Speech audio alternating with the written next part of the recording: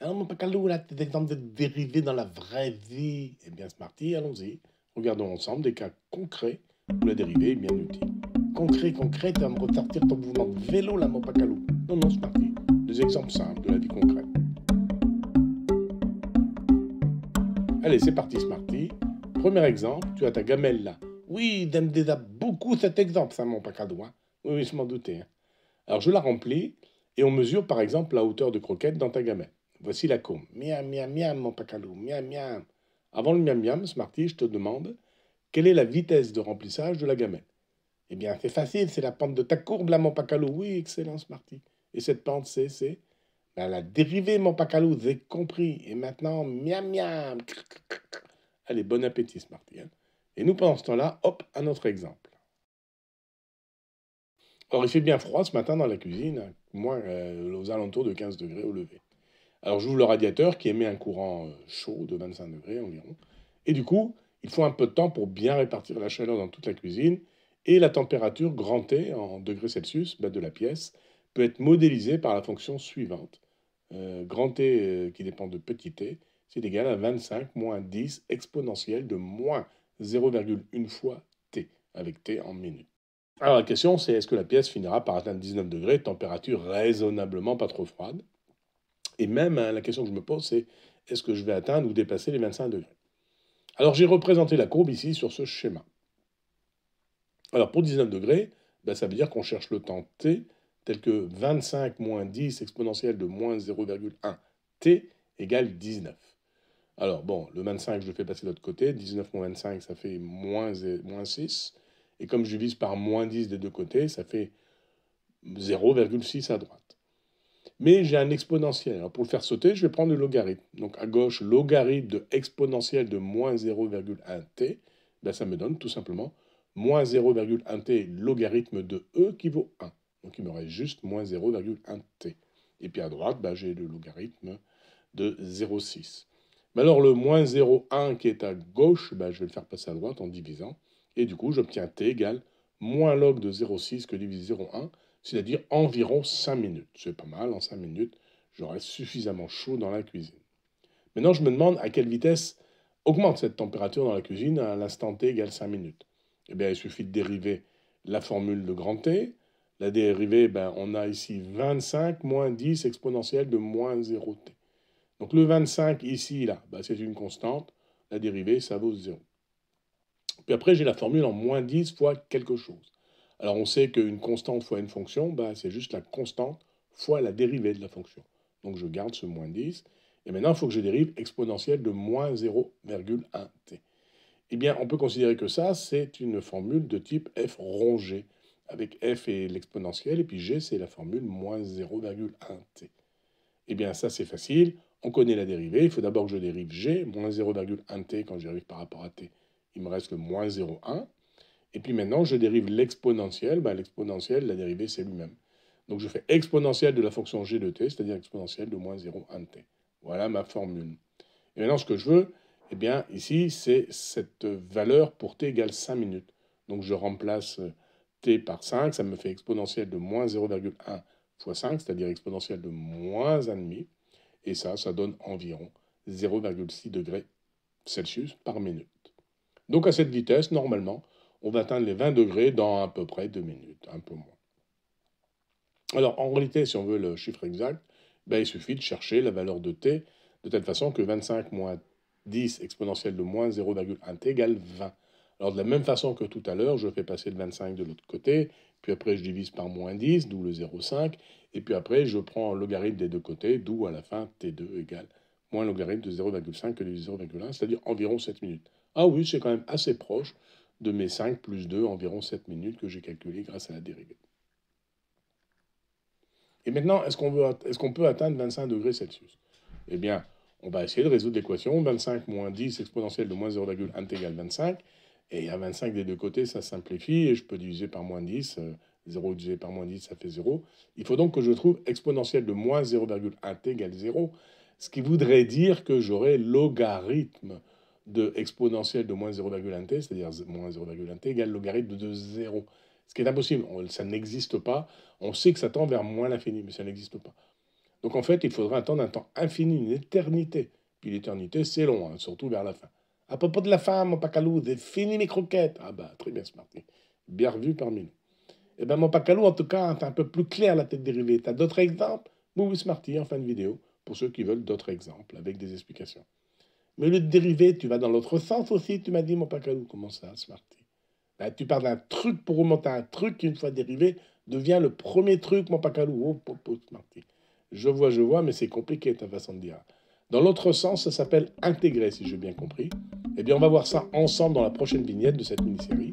Et on va continuer de vivre ensemble des aventures mathématico-physico-quantiques. Des hâtes, mon pacalou, des hâtes.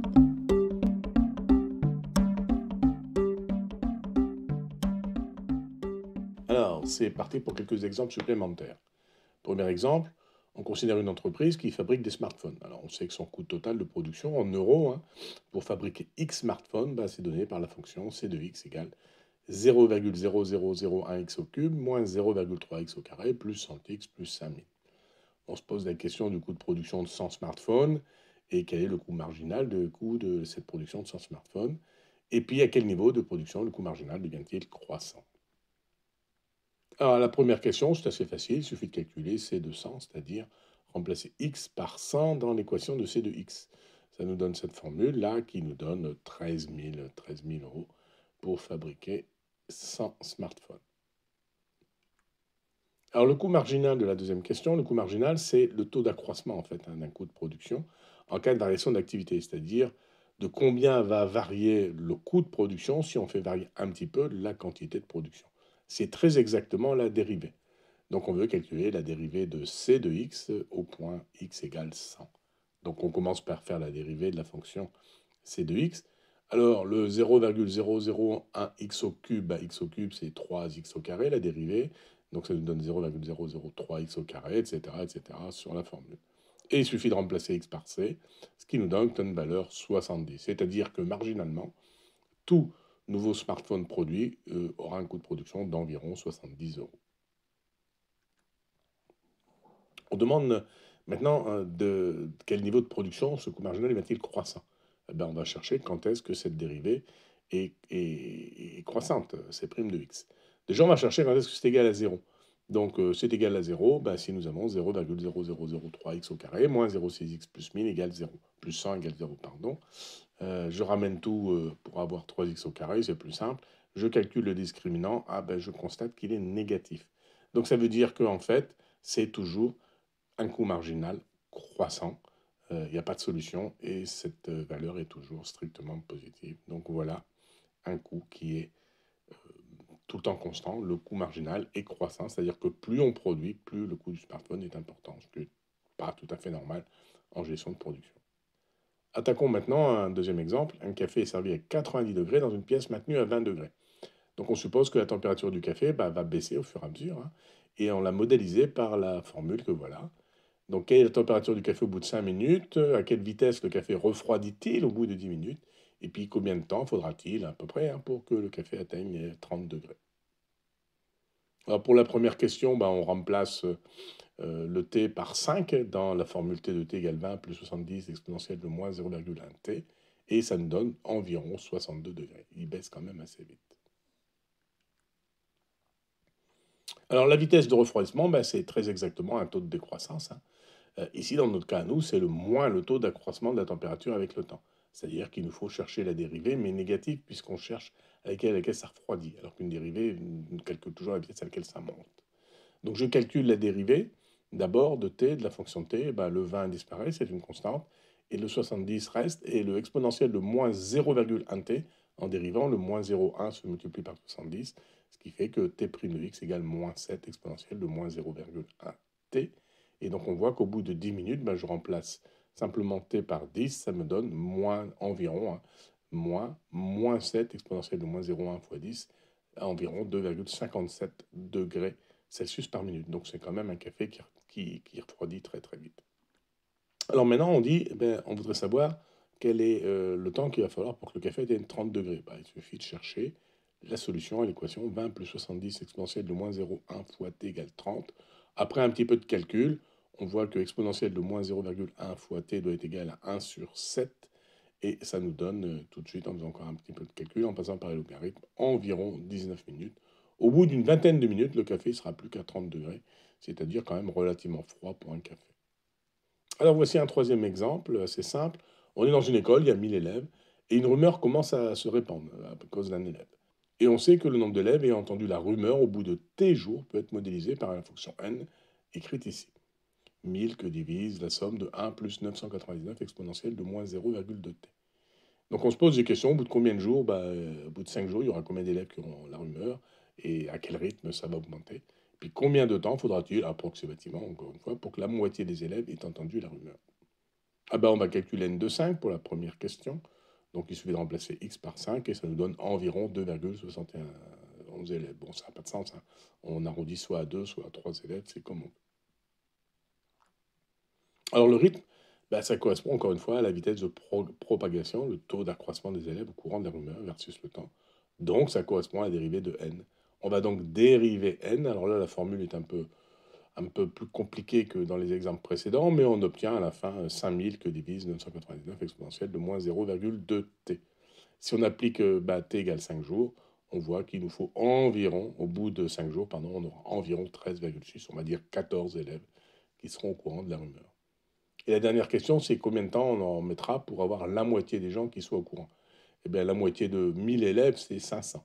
Donc, ce qu'on veut, c'est que la formule 1000 que divise 1 plus 999 exponentielle de moins 0,2t soit égale à 500. Bon, je vous laisse regarder les calculs. On va obtenir t égale 5 logarithme de 9999, c'est-à-dire environ 34 jours pour que la rumeur soit dans tout le lycée. Alors, dans cet exemple, c'est une entreprise qui veut fabriquer des boîtes parallélépipèdes rectangles à base de carton carré. Donc, ces cartons sont des feuilles de carton carré de 20 sur 20. Et on veut fabriquer une boîte. Pour en fabriquer une boîte, à chaque fois, on enlève un petit carré de x sur x, x centimètres, sur chacun des bords, des coins. Et puis on multiplie, puis après on plie pour faire les bords. Donc, exprimer le volume V de la boîte en fonction de x.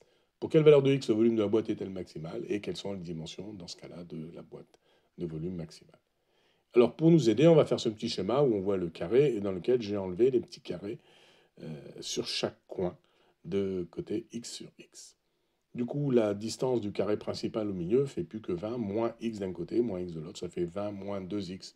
Donc on voit directement que quand on va plier les quatre petites languettes de chaque côté, on va avoir un carré de 20 moins 2x, donc 20 moins 2x au carré, et la hauteur, ça sera cette petite languette que j'ai pliée de x. Donc le volume de x, c'est x fois 20 moins 2x au carré. Alors, pour chercher un maximal ou chercher un minimal, toujours la même méthode, il faut dériver. C'est l'endroit où ça n'augmente plus ou ça diminue plus, ou en tout cas localement. Et donc, on a un maximum ou un minimum local. Calculons la dérivée. Donc, la dérivée là est assez facile à calculer. Et ça nous donne à la fin 20 moins 2x que multiplie 20 moins 6x. Donc, on voit qu'elle s'annule pour x égale 10 et pour x égale 20 sur 6, c'est-à-dire 10 sur 3. Alors, x égale 10, c'est pas possible parce que ça voudrait dire que le milieu, là, le carré du milieu, ferait 20 moins 2 fois 10, c'est-à-dire 20 moins 20 égale 0, il n'y a plus rien, il n'y a plus de volume. Donc, ce n'est pas une bonne solution. Donc, la seule solution possible, intéressante, ça serait x égale 10 sur 3. Alors, on va faire un tableau des signes pour vérifier que c'est bien un maximum. On prend x de 0 à 10, avec 10 sur 3 qui donne la dérivée égale à 0. On voit que la dérivée pour 0, ça vaut 400. Donc clairement, on voit que c'est croissant au début, ça arrive au maximum de 10 sur 3 et ça diminue après. Le maximum est bien atteint pour x égale 10 tiers. Il suffit de calculer le volume de 10 tiers en remplaçant dans la formule de V de x le x par 10 sur 3 et on obtient environ 592 cm3. Ce n'est pas une très grosse boîte. Et puis les dimensions, c'est ce qu'on a calculé puisqu'on connaît x. On sait que x égale 10 sur 3, donc on aura 10 sur 3 de hauteur, un peu plus de 3 cm. Et on aura environ 13,33 de largeur-longueur, le carré du milieu. Alors voilà, on étudie une population d'une espèce invasive dans un lac. On a les relevés qui sont dans le tableau qui est montré ici à droite. On demande de conjecturer une formule pour modéliser l'évolution de cette population. Et du coup, quand on aura cette formule, quelle sera la population estimée au bout de 15 semaines. Alors dans ce genre de cas, on essaye des idées. Première idée, j'ai l'impression que ça augmente assez vite, voire même de plus en plus vite. Donc j'ai tenté l'exponentielle avec une formule du type P0 exponentielle de AT avec A un coefficient et P0, la valeur initiale AT égale 0. Donc, c'est-à-dire P0 égale 100. Alors, si je calcule et je fais quelques éléments, on voit que, par exemple, pour P de 4, j'obtiens un nombre 625. C'est déjà un peu trop grand. Et pour P de 10, j'obtiens carrément 9000, c'est-à-dire que ça ne marche pas du tout. On voit que ce n'est pas une exponentielle, ça grandit beaucoup trop vite. Alors, comme ça grandissait trop vite, je me suis dit, oh, ça peut peut-être ressembler à quelque chose du type un polynôme du deuxième degré, en P0 plus AT2, voire même plus AT2 plus BT. Donc, quand on fait ces calculs-là, on vérifie, et pareil, on voit que ça ne marche pas non plus. Donc, ça veut dire qu'il faut étudier un peu plus avant les données fournies, et on va commencer par calculer les écarts entre chaque valeur. Donc voilà, je les ai calculés, vous voyez dans le tableau là, et j'ai représenté la courbe des écarts. Eh bien, on voit que cet écart, elle a fait une forme de cloche, c'est-à-dire qu'elle augmente, mais à un moment, elle commence à diminuer. Ça veut dire qu'une courbe en cloche, la courbe rouge, c'est une courbe en t au carré. Donc, comme c'est une dérivée, ben, il y a des chances que la courbe en bleu soit un polynôme en 3, niveau 3, en T3.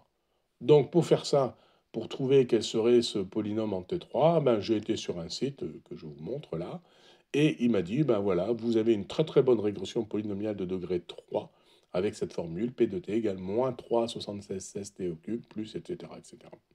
Ça donne cette telle belle courbe qui correspond, quand vous voyez que j'ai remis les points dessus, ça correspond quand même quasiment aux données du tableau initial. Donc on va considérer que c'est un bon polynôme. Et donc pour 15 semaines, ben, il suffit de calculer P de 15 pour T égale 15 et ça nous donne environ 875. On voit qu'effectivement, ça ne monte plus, voire même ça commence à diminuer sérieusement. Alors, dernier exercice, dans une boîte de pétri, on cherche à connaître la population de bactéries présentes dans la salive d'un malade. On prélève la salive, on le met dans la boîte de pétri, et puis on attend 30, mais on attend un certain temps pour voir est-ce que ça réagit, est-ce que ça réagit pas. Alors on sait que dans la boîte de pétri, on a mis ce qu'il fallait pour que cette bactérie-là, spécifique, celle qu'on cherche, se divise en deux en moyenne toutes les 30 minutes. C'est-à-dire qu'en fait, une bactérie devient deux bactéries.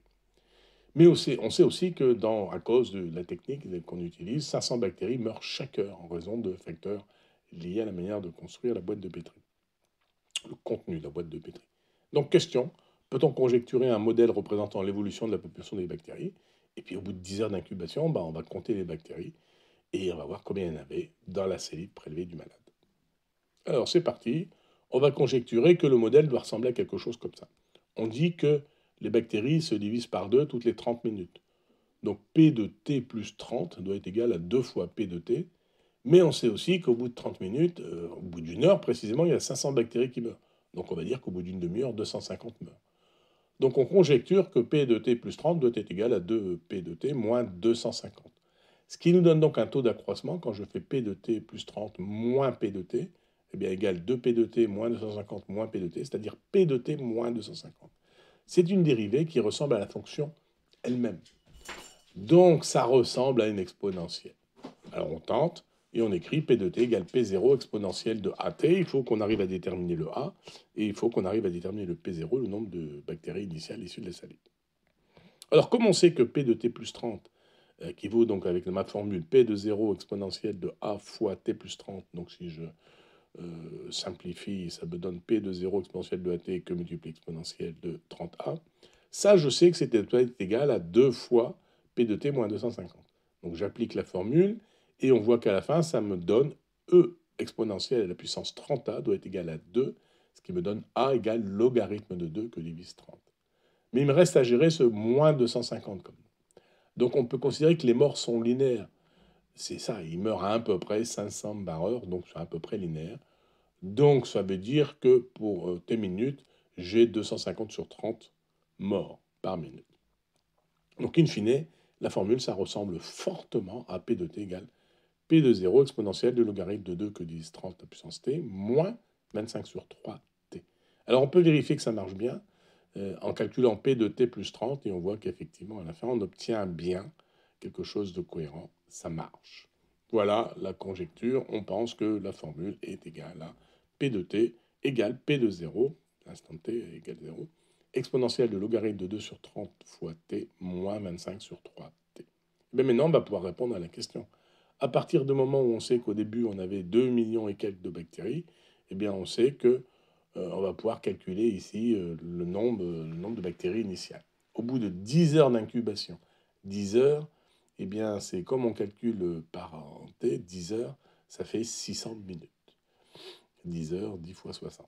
Donc on va calculer P de 60 avec la formule qui doit être égale au 1 million, aux 2 millions et quelques.